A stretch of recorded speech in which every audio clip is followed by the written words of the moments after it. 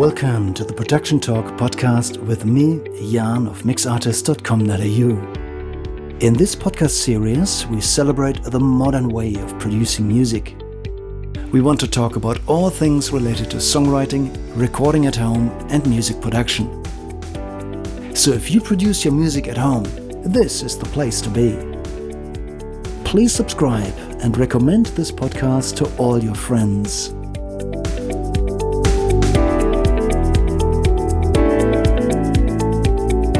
This is the Production Talk podcast, episode 28.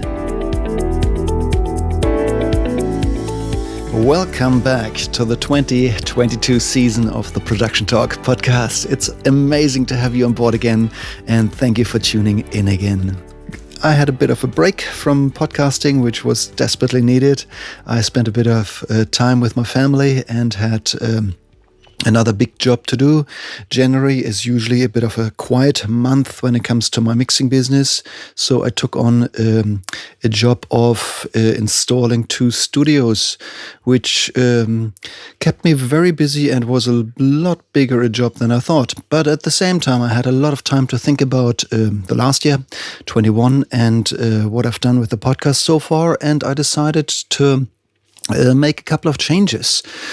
So in retrospect, I basically looked back at the most successful episodes, the ones that I enjoyed most, and also the episodes that got the most clicks and downloads. And I found that the episodes that I enjoy most are actually the ones where I chat to somebody, where I have an interview, where we bounce ideas for and back. It's more engaging to have somebody to talk to. So my New Year's resolution for 22 is to pull off an interview every single week. That's a very ambitious goal, but I'm slightly confident that I can pull that off. Okay, and if you listen to the last episodes at the end of last year, you may remember that there was a giveaway. The Christmas giveaway was a mixdown for a single by yours truly, by me, for one lucky winner. If you want to find out if you're the lucky person, stick around till the end of the episode when we announce the winner. Fingers crossed for you. Okay, so let's just talk about the first interview of the year. Just after New Year's, I was just spending a moment on my computer on YouTube, and suddenly a video popped up in the feed with a familiar face in it. Jacob Martin is a young engineer who I worked with many years ago, and we've lost contact for quite some time now. I remember when we first met, he already stood out as a phenomenal guitar player, and his production skills were seriously next level many years ago. So since we haven't been in contact for a while, I decided to reach out again and have a chat to him about producing heavy guitar sounds, as Jacob is a real specialist in the field. So without further ado, let's go straight to the good stuff. Here is my interview with Mr. Jacob Martin. Happy New Year, first and foremost to you. Same to you, mate. Yeah, Happy New Year. I don't think I've seen you in how many years? 6 years? Feels like 5 to 6 years? Yeah, I was going to say the better part of half a decade, I think. Yeah, it was around 2017. I blinked and now it's 2022. Yeah. The time flies, doesn't it? It does. It really does. Look, you've become a bit of a specialist when it comes down to heavy guitars. Thank you. Back in those days when we worked together, you were already, way and above most other people when it came to playing and also producing guitars. And now you've got your YouTube channel going, and that's really pumping. And, the stuff you put out there is phenomenal. Yeah, thanks, mate. I think it's fair to say that you're a bit of a specialist when it comes to heavy guitars. I do enjoy it. It's obviously where I've focused all of my energy. I think as of late, I've probably been focusing a little bit more on, diversifying a little bit. And I think implementing other techniques is directly applicable to metal as well. Like, for example, I've been working on my finger picking technique on acoustic, and that's kind of translated in the heavy style in that, I can now use my other fingers for what's called hybrid picking and stuff for when I'm doing like certain licks and whatnot. So, but yes, I have focused pretty much all of my sort of guitar playing journey sort of on the heavier side of things for sure. Excellent. And who are your personal heroes? Which are the bands that you look up to, your influences? Currently, I would say a band called Periphery, would be like my sort of top band. There's another Australian band called Polaris, who's sort of my go-to. General influences over time, like it was always, Pantera, Metallica when I was first learning to play guitar and stuff like that.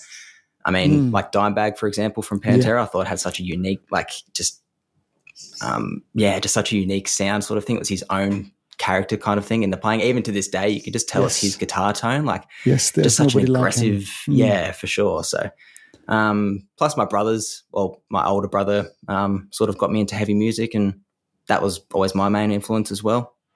Okay.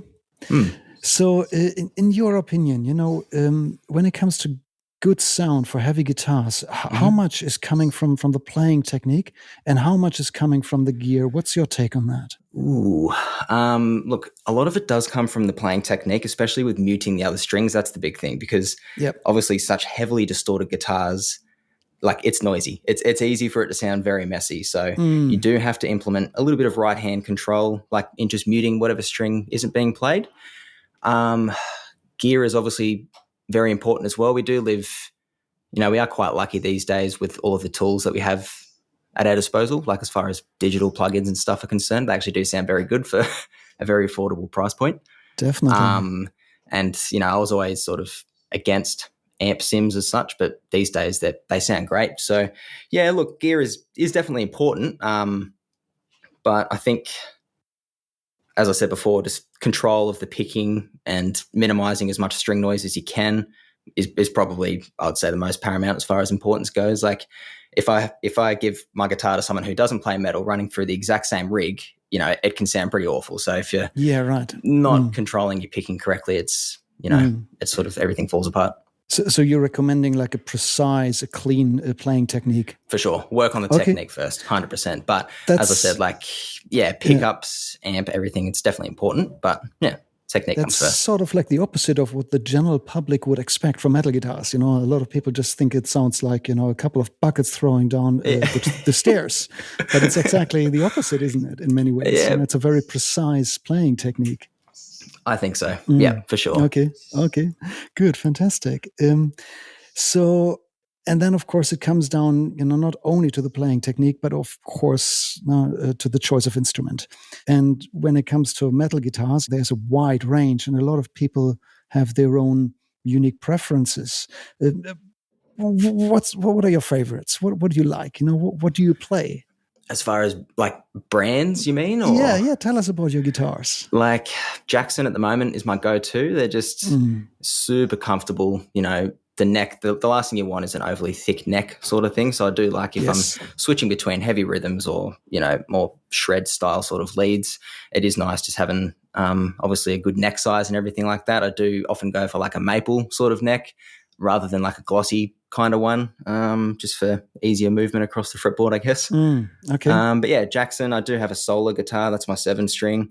I've got an Ibanez, which I really love. Those sort of brands are pretty much my go-tos. Yep. ESP, are they still? Oh, ESP. Yeah. I do love ESP. Yeah, nice. Very comfortable guitars. Okay, cool. And, then, of course, there comes the combination between the guitar and the amp, which is, I guess, a bit of a science by itself. What is your take on this? What are the golden combinations? It really is. The fantastic. What I have found over these years is the importance of cabinets, actually. Like, I never really sort of placed much attention to it. It was all about, it's got to be the perfect head sort of thing. But if it's not paired with the right cab, then it really just alters the tone in a less than ideal way. So what's cool about these impulse response libraries that we have at our disposal now, just conveniently downloading onto our computers, is I can just switch between whatever cab, between whatever microphone and placement, and et cetera, to get, the exact timbre that's going to suit the mix kind of thing.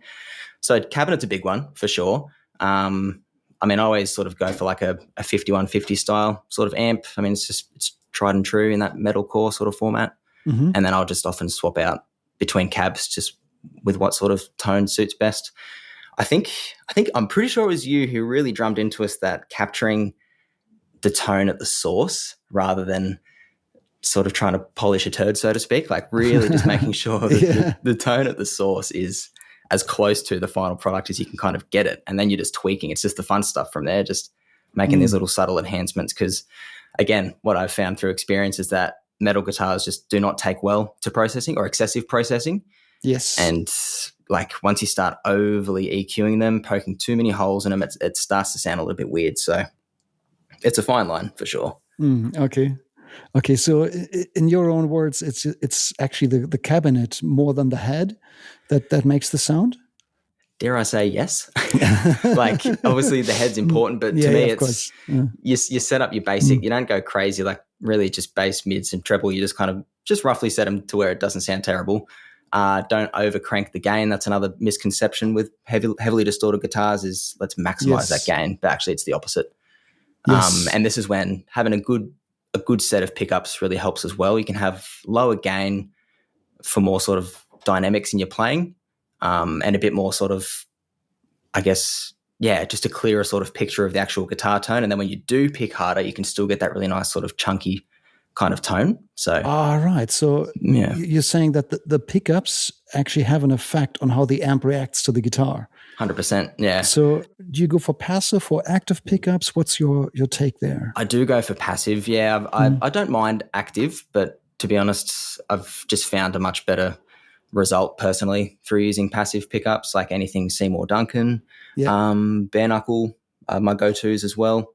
And it's a really, really cool way to, I wouldn't say transform, but really drastically change the tone of a guitar just by swapping out the pickups. So it's really cool. You can explore so many different tones in just one guitar, which is great. Okay. It's just a bit tedious to change over. Okay.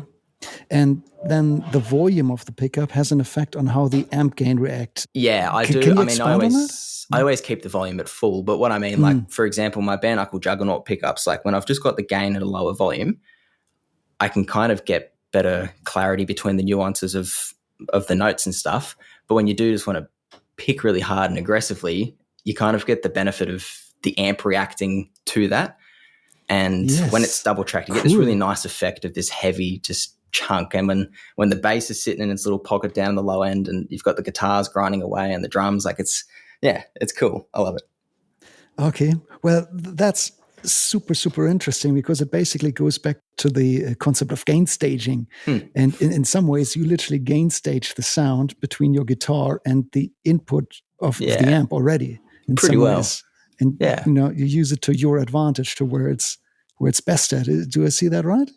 Yeah, pretty well. Like, as I said, it's not so much gain staging wherein it's positioning the volume pot on the guitar itself. Yeah. But it is more so, I mean, on the amp itself, setting the gain so that it's not too high and just overly distorted for the sake of it. So it can be a finicky process for, like, as you said, for people who just assume it's just noise kind of thing. There's a lot of effort that goes into it. Okay. And if we go back to amp hats for a moment, there are so many phenomenal brands out these days. Have you got any favorites? Are you in a Mesa Boogie person or a Soldano, or what is it you prefer personally? All of the above are great. I really like the PRS Archon. I actually did own one of those briefly, and I thought just straight off the bat that sounded great. And I do miss playing real amps. Like the past few years, just in the interest of saving space, keeping noise down and everything, I've just been using all software stuff. Okay. I did have a Fractal Axe Effects, so just like a little floorboard style amp sim. And lately I've just been using just plugins, just binaural DSP. So all of their archetype range, they just sound great, really. And it's minimal effort to get them to sound good in a mix. So like a little bit spoiled in a way, because having a bit of studio experience and actually miking up an amp and everything like that, it is super challenging to get that really like professional kind of commercial sound with heavy guitars. That's right, yeah. But yeah, PRS Archon, that was another head that I really enjoyed. 5150, that sort of stuff, yeah. I was just about to say, are people still into Marshalls these days? Yeah, they are actually.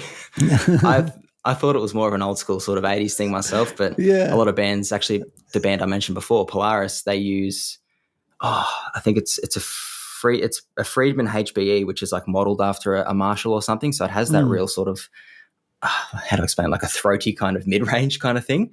Once you've tamed the high end and everything like that. So yeah, people still use Marshalls in metal for sure. Okay. Wow, cool.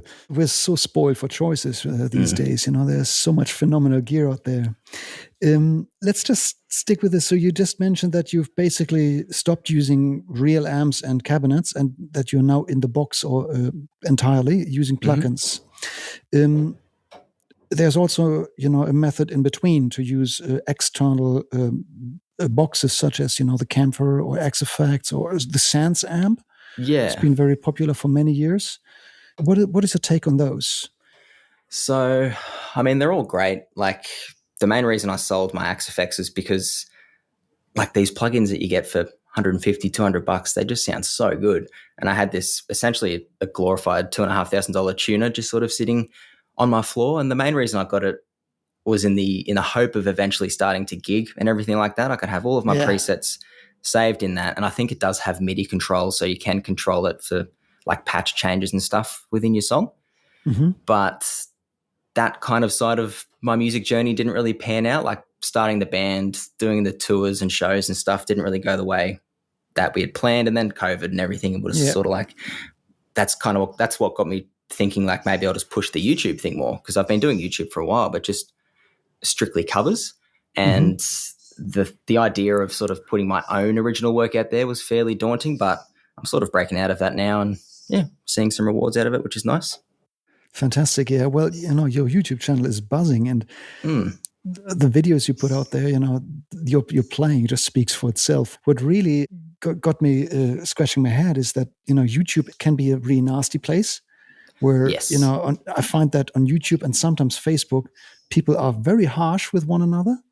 And most of the most amazing videos on YouTube get, a lot of positive likes, but always negatives. But you barely ever get any negative thumbs down. It's all thumbs up. Literally all of it. At least the ones I saw. Have you ever had any backlash as well? Or what I've noticed with the reach being a bit more increased as of late, is that you do get some people who are just, you do get some sort of nasty comment. I wouldn't say nasty, but just people just like, that make you think, like, why did you write that? What was the point of writing that? But it's all too easy to focus on that one bad comment in a sea of 500 really nice comments. And it seems silly to let something like that just ruin your day. So, I mean, I guess, like you just have to sort of take the bad with the good, really. Like me and my brother, because we're kind of working on this together sort of thing. And he's always said, like, once you start getting more views, just be prepared for those sort of comments. Just thicken up your skin as much as you can. So I thought, yeah, true. Yeah. And sure enough, once, our first video that got into the 6 figures, which was like crazy territory for me sort of thing. Like, when you look at the videos that usually get 3,000 to 4,000 views, 5,000 views, which I was stoked about, all of a sudden just jumping up to 100,000. It's just like, holy moly. But then with that, you do get some different sort of comments where it's just like, oh, okay. Like, I wasn't getting those sort of comments before. Like, they're far and few between, and I'm stoked on the response, like, for the most part. But you do get those sort of comments, but I guess it just comes with the territory. Like you said, people just Facebook, YouTube, they just have these needless kind of harsh comments to say, I guess, but it's their problem. Well, look, ignore those people. Keep the great work up, mate. You're doing something phenomenal out there, and thanks, I love your playing. It's just a pleasure to watch and to listen, of course. Cheers, mate. But let's go back to the subject of heavy guitars. Drop tuning, 7 strings. Do we need to venture out into the bass guitars range? What's your take on that? It gets a little bit silly. 7 strings, I mean, it's all down to taste at the end of the day. 7 strings is where I draw the line. I usually don't go any lower than a G sharp sort of tuning. I think, anything lower than that, then you're venturing into the bass guitar territory.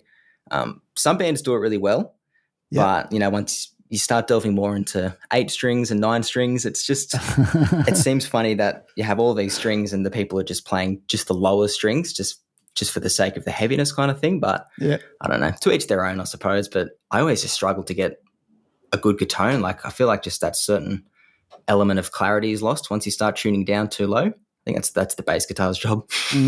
Okay. Do you think there is a relation between the drop tuning and heaviness of the guitar sound and the tempo of the song? Is it more suitable, for example, to play the low strings for, let's say mid or slow tempo rather than, something 16th at 180 or so? Yeah, exactly. Something fast? Actually, yeah. I would say generally, if I'm going to tune to a lower tuning, those are usually the songs that have like a slower BPM, and you go for more either like a vibey kind of heavy sound where it's really ambient. Maybe you've got layered in synths or whatever it is. but you wouldn't want the guitar playing to be too fast. Yeah. Because it can just become a bit of a muddy mess unless you're just an absolute, master at mixing. But you don't want to sort of have to be putting too much processing into the guitars kind of thing. So yeah, I would say like the low tuning doesn't necessarily correlate with heavier, but like if you're going to tune low, I would say slower tempos is probably the better choice, at least from my experience. Okay. It makes perfect sense to me. I always found that there is a certain relation between the amount of bass and the tempo of the song. So the slower it is, the more bass you can risk in a song, and the faster it gets, the tighter the bass needs to get. Before, otherwise, it gets muddy. Yeah, exactly. Say you probably have to deal with latency all the time. So how does it actually work when you track something? Do you just record the DI signal by itself and then throw the plugin on later, or do you actually listen through the plugin? Do you record the plugin sound, or is it just sitting there? And do you actually record the dry sound and you just hear it affected? What's your workflow there?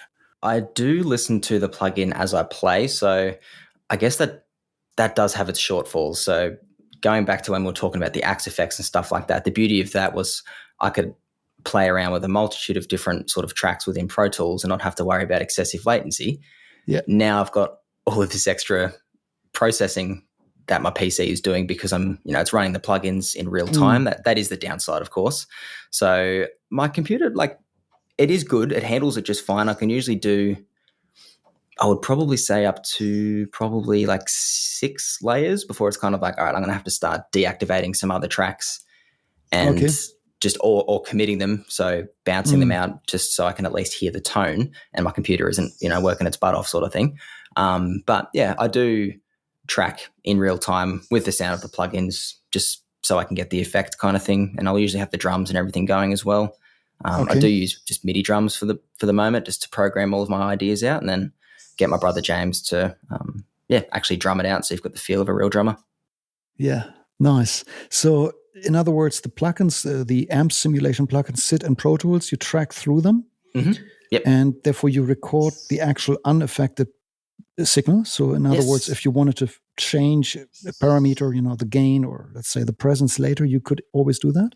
That's exactly right. Yep. So if you take that plugin off, then it's just a DI signal. Yeah, exactly. Got it. And therefore, you have to run your Pro Tools rig, I guess, at a low buffer size? Yeah, so usually around 256 seems to be sort of you're right. Yeah, so quite low. That's rather high, I thought. Isn't this in a range where you can sort of hear the latency already? Not really. I thought the same. On my old PC, I had it at 64. Yep. But if I started introducing too many plugins, it obviously would introduce some like crackling and everything like that. That's the balancing act, yeah. Yeah. You could be right. Maybe there is some slight latency, but I haven't really noticed it. But what's the one above 64? 128? Yeah. I'd say probably 128 is probably more ideal, but I've been mucking around in 256 so I can run more plugins and it seems to be okay. But and when maybe not, maybe everything's out of time. And then you run your Pro Tools rig at a lower buffer size. We're just mentioning Pro Tools, but that would be the same with any other DAW, wouldn't it? Yes. And you just keep the buffer size low, and that means you can't run too many instances of the guitar amp simulators, and that you overcome this by then committing the tracks so that you can free up performance for the next signal. Is that right? Yeah, if it's a particularly busy song where I'm playing with different layers, if there's lead guitars, clean guitars, all that sort of stuff. The clean guitars, as far as processing goes, are super hungry, if you've got delays and stuff, other effects. So I will usually either just bounce them out, so not committing per se, but at least just got like the crux of the tone that's there that I can just use as a template sort of thing, just to save some processing power. Yeah, that makes sense. Yeah. Most DAWs have something like a freeze feature exactly for that purpose. That should come in really handy. Cool. Look, it doesn't really matter how you do it, but you found a good workflow that works for you, and that's the only thing that counts. Just it. That's really cool. cool. Yeah, there's no sort of right or wrong answers, really. Even as far as tone goes, it's whatever works for you. Yeah, nice. That's great. Say, since you go DI into your audio interface, I guess, do you use any pedals?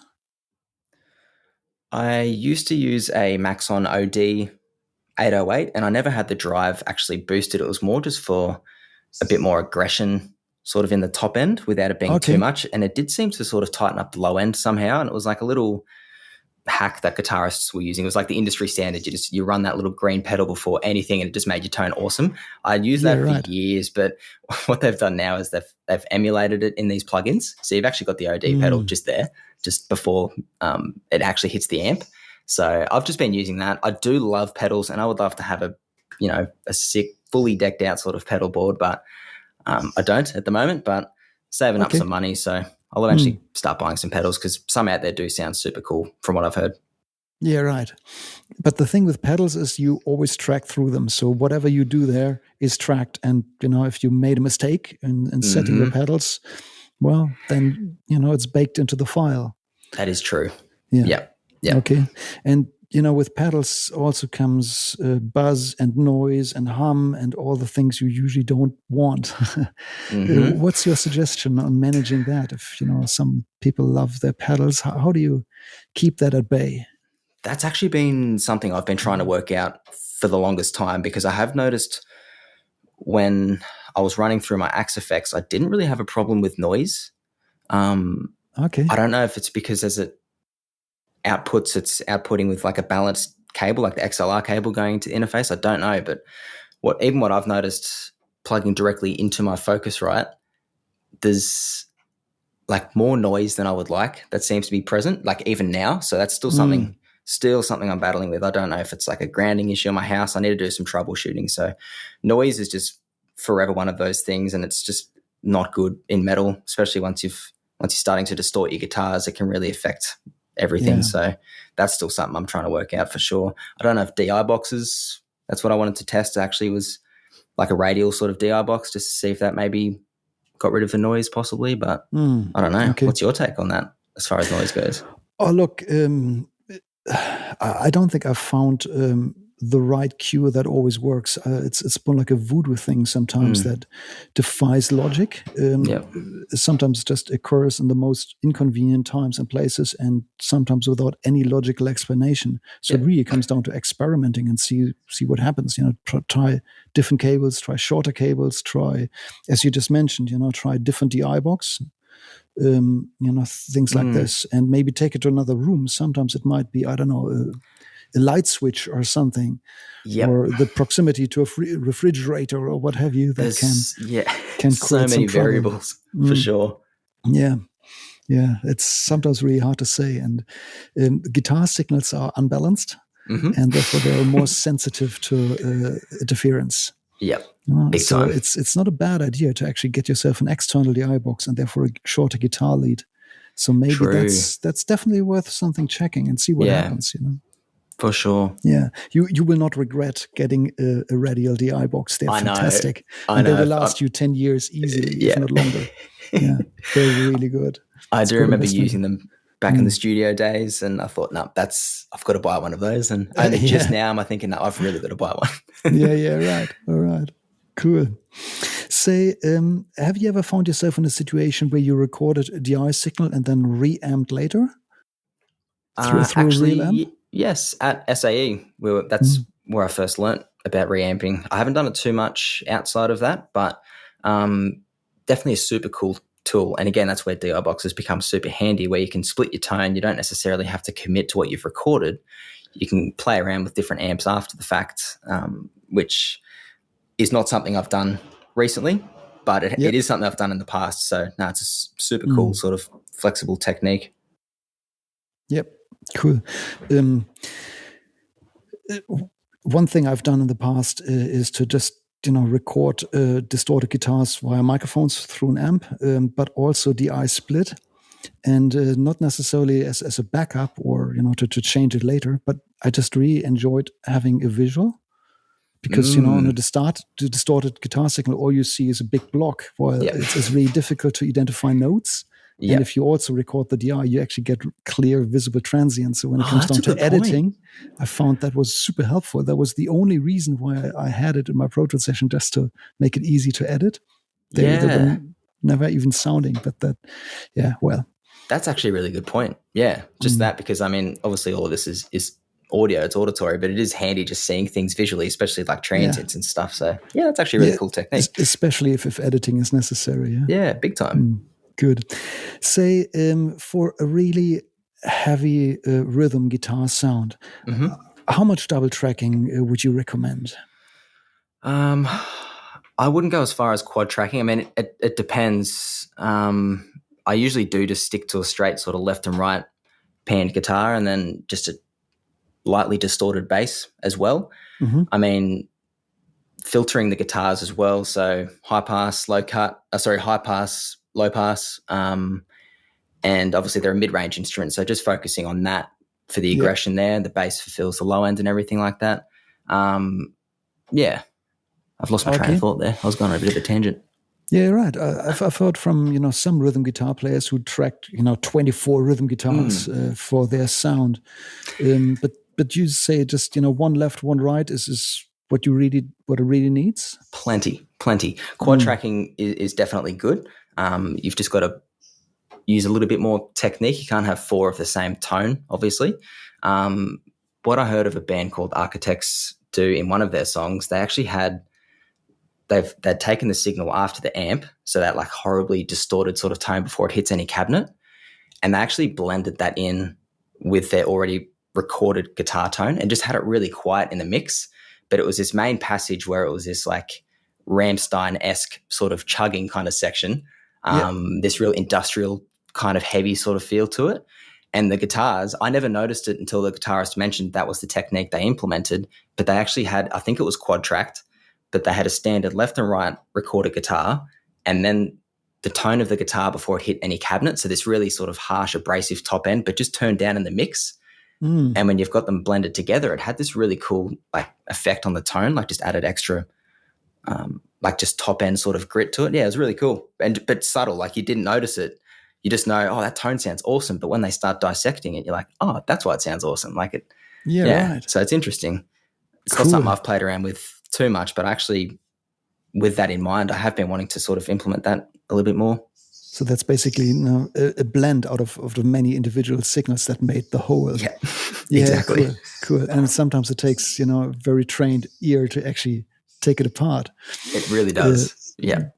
I'm sure lots of people wouldn't pick these details. It takes somebody like yourself probably to identify those things. Oh, and yourself as well. Like not something the average listener would pick up on, but with us when we're listening to music, we're always critically listening. Yeah, that's right.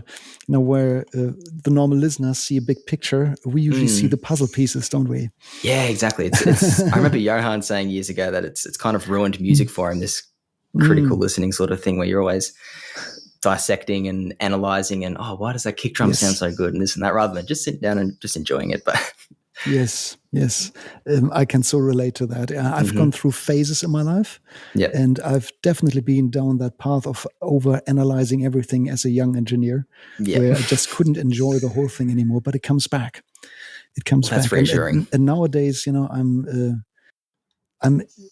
in the comfortable position that I can literally consciously switch this on and off and, deliberately say, okay, right now I'm just going to put my feet up and enjoy music for what it is.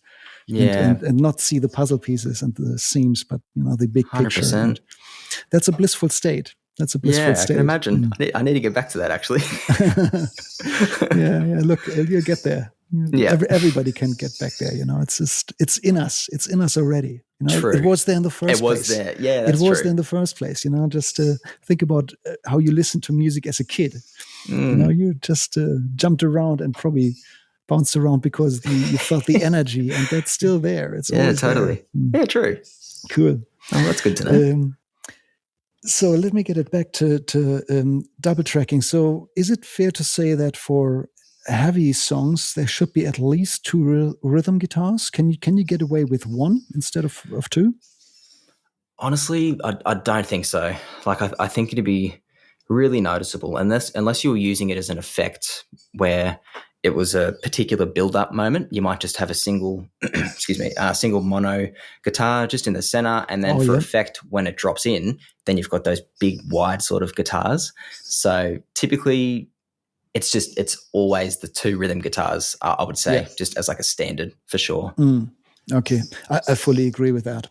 It's particularly difficult to try to create a wide stereo sound if you have only one rhythm guitar to work Yes, with. You know, and just exactly. double tracking it, and I mean literally tracking it twice, not just copying it across, And makes all the difference. Yep, exactly. Yeah. Like you just said, it's not simply a matter of playing it once and then copying and pasting it, because that's just two mono signals. There's something about the slight differences in the playing between the left and the right guitar. Yeah. Even if one ever so slightly veers just the slightest bit out of time, it creates this really cool sort of widening effect on the That's guitars. so true. Yeah. And really I does love a lot that for the effect. tone. Same. And I have not found any way to do that in post in any way. It's not the same, is it? Yeah. Actually, I found a solution once when a client gave me a mix with only a song to mix with only one rhythm guitar, and I was pulling my hair out trying to get some stereo. And eventually, I figured that luckily they played each part twice in the song. So I basically made an empty channel underneath and found the second chorus and copied them on the other channel where the first chorus was, and vice versa, and repuzzled the entire guitar track from different places, and it made the same effect. But I pulled my hair out there for a while, and you don't always get that lucky, you know. All it takes is just a certain note that is only ever played once, and that wouldn't have worked. True. Yeah. So I got a bit lucky there, but yeah. Look, that's one way to do it. I think that's right on the money here. You know, when it comes to really heavy rhythm guitars, you got to have two at least. Yeah. And if you keep going, if you want to layer up more, would it make sense to change, you know, the guitars or the amps, or combine darker and brighter sounds? Oh yeah, 100%. Yep. Yeah. Rather than just doing the same thing 20 times, it makes sense to add different sonic colors. I've even heard of people slightly differing tones between left and right, like either using different guitars for just a slightly different effect from the pickups, or even going as far as changing cabs between left and right sort of thing. If you're talking digital, those little subtle differences, as long as it's obviously not a night and day difference where it's just disorienting for the listener, but to kind of increase that effect and I guess reduce fatigue on the ear as well for long periods of listening, it is kind of cool to have a couple of slightly different tones between left and right. Cool. Okay. So, and then, you know, there comes lead guitars on top. So should you lay down the rhythm guitars underneath, or should you have a break where the lead guitar plays so that you can reproduce it the same way live? I think you mentioned Pantera earlier. They've done that on some of their records. Absolutely. When Dime played lead, there was literally no rhythm guitar underneath. It was just bass. Yeah, it was just drums, bass, and lead guitar. Yeah. No other rhythm guitar. What is your take on that? Personally, if I were to do, say, like if it was just me, a bassist, and then my brother on drums, and then a vocalist, I wouldn't be writing these crazy big sections that were so dependent on 50 of the layers being there for it to sound like what it actually should be. And then when you play it live, all of a sudden it's just this underwhelming, like, oh, something's missing.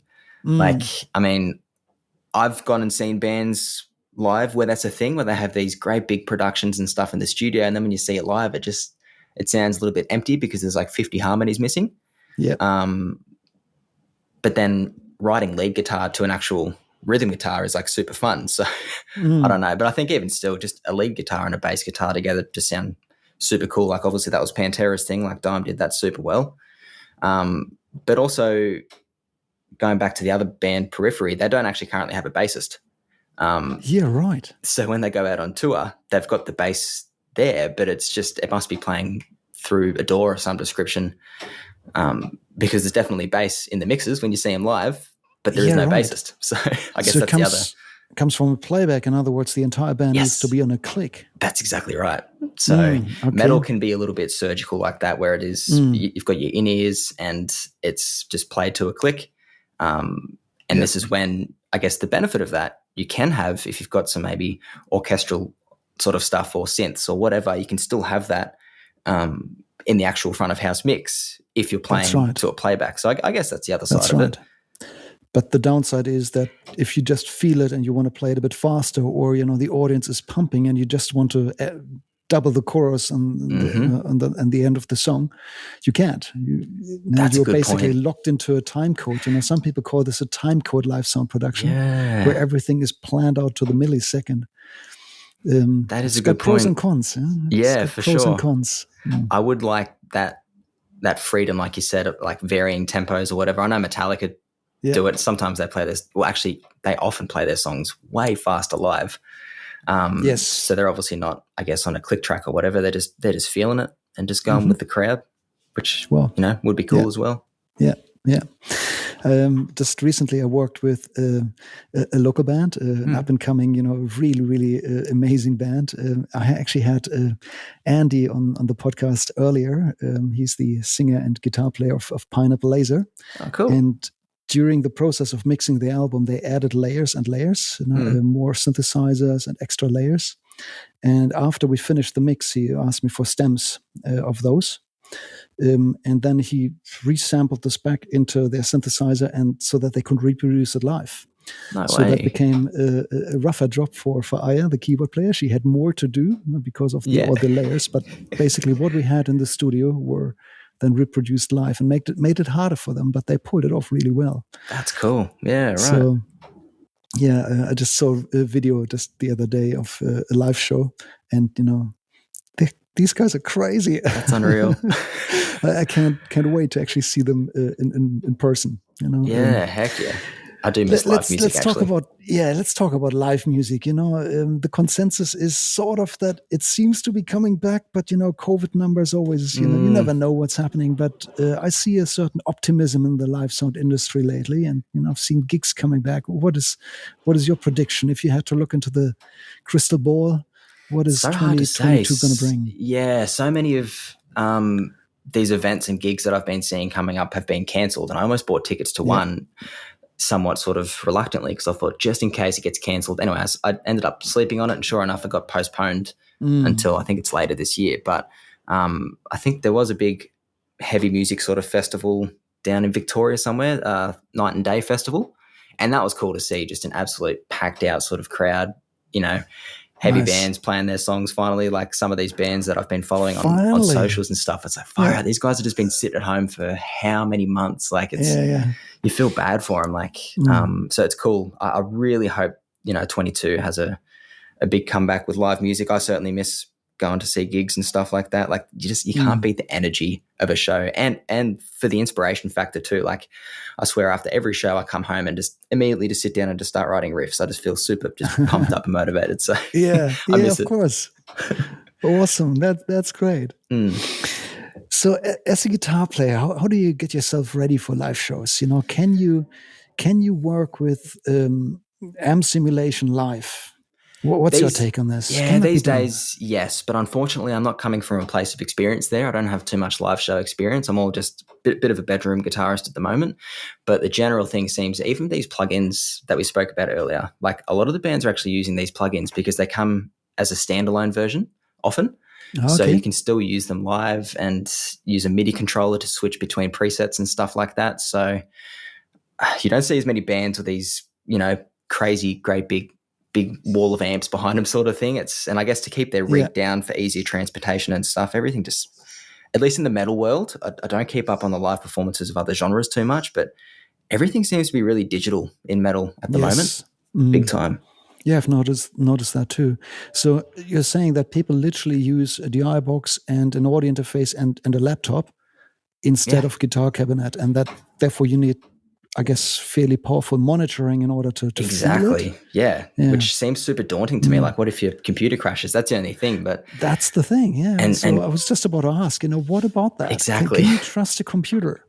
In a studio, if it crashes, in a studio, who cares? You just do another take. But live, you can't just tell the audience to just have a coffee break while you reboot your computer. Just take 5, Yeah, okay, so that's another story. So maybe devices like the Kemper and X Effects might have a place for live. 100%. Because they're just a bit more reliable than a computer. I think that's still the go-to. Like the Axe FX 3 is out now, and I've been seeing a lot of bands using that, and the Axe 8, which is what I owned. It's like the floor the floor pedal version of the Axe effects. So you've got all the same functionality, a little bit less processing power and stuff. So you can't do dual cabs and stuff like that. But yeah, you do at least get that sort of familiar pedal board kind of feel, and with good sounding amps as well, and less chance of any sort of crashing related incidents happening. Yeah. Good. That makes sense. Okay. Well, I think it's time to wrap all of it up. So thank you so much for sharing all this amazing insight. Just hypothetically speaking, if one of our listeners wanted to reach out to you, let's say hire you for a studio job, do you do these things? I'm always open to that sort of stuff. And I mean, this year I'm going to be more focused on, creating and putting myself out there a little bit more as far as original stuff goes. As I said, I've taken that shift from covers to originals, and it seems to be doing well. So I'm going to keep doing that. I've had a few people reach out for collaborations and stuff, which I'm always open to look at doing to work around my schedule. So yeah, definitely feel free to reach out. Yeah. All right. So you're also a gun for hire, so to speak? Pretty well. Yeah. Like as I said, it wasn't something I was doing too much in the past, but I think this year it's something I'm going to be sort of doing more. As I said to you, I think the other day I've been working with this vocalist over in the UK, which is cool. You should definitely do that. That's amazing. That's amazing. Really good. So what's the best way to find you? There's your YouTube channel, and if you're okay with this, I'd like to put the link in the show notes. Yeah, go for it. Have you got a website or a Facebook or something? Instagram is probably the best place to reach me as far as just general inquiries. Or even on my email address, you'll see it on my YouTube channel. It will have for inquiries contact, and I think the email address hyperlink should be underneath that. Otherwise, just directly on Instagram is the way to go. Cool. Just in my DMs. Yeah. Cool. So if somebody needs really awesome sounding guitars, they could just hit you up and work together. Absolutely. Fantastic. That sounds great. Well, Jacob, thank you so much for making the time today. Thanks for having me. It's really good to talk heavy guitars. I have a passion for heavy music myself. I mix a lot of heavy music. Awesome. I played in heavy bands myself when I was younger. And, that's unreal. I still love to listen to music. So that's right. No, it is good. I appreciate you having me on. Always appreciate the chat, mate. Thanks for your time. Thank you.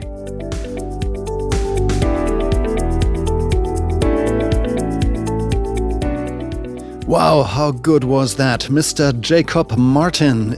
Check him out. Go to YouTube and search for his YouTube channel. It's Jacob Martin, JACOB MARTIN.